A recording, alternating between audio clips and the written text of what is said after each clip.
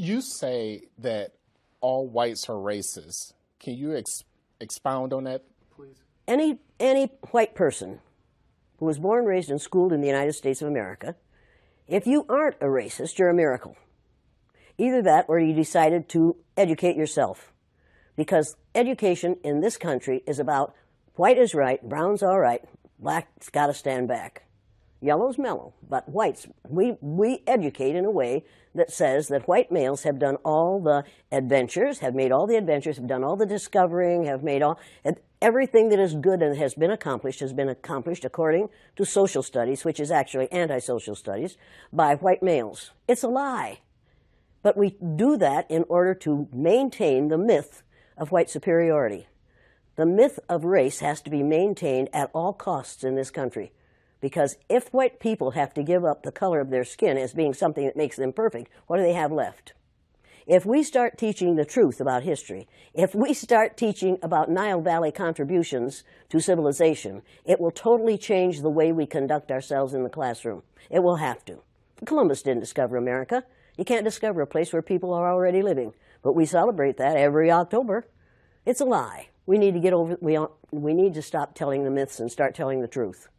So when you tell people that they're racist, and it must have some kind of effect, because most people will say, I'm not racist. I'm not a racist. Why, some of my best friends are black. Right. Yeah, and then you say, name one.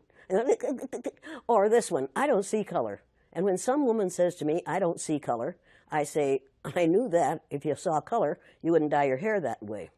Or I say, if you saw color, you wouldn't wear that shirt with those pants. I believe that you don't see color. It's an attempt to deny skin color. And it's an attempt to deny what's wrong with seeing the color of my skin. Is it all right for you to see me kind of pink? That's okay for me. I don't mind.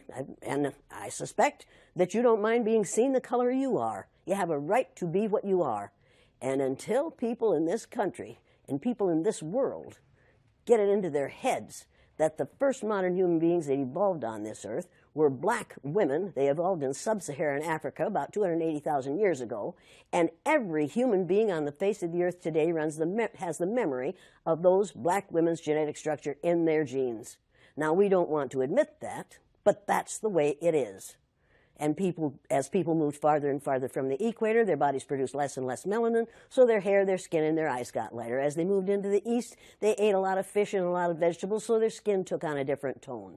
I found that out when I was raising little kids. My husband worked in a supermarket.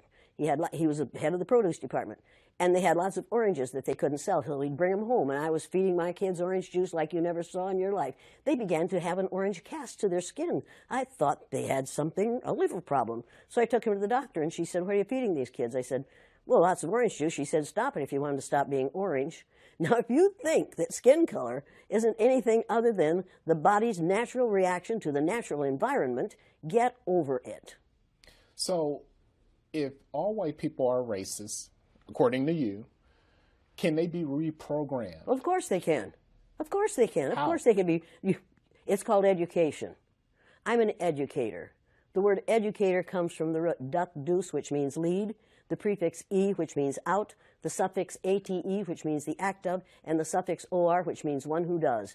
An educator is one who is engaged in the act of leading people out of ignorance. Now, I know you can change them.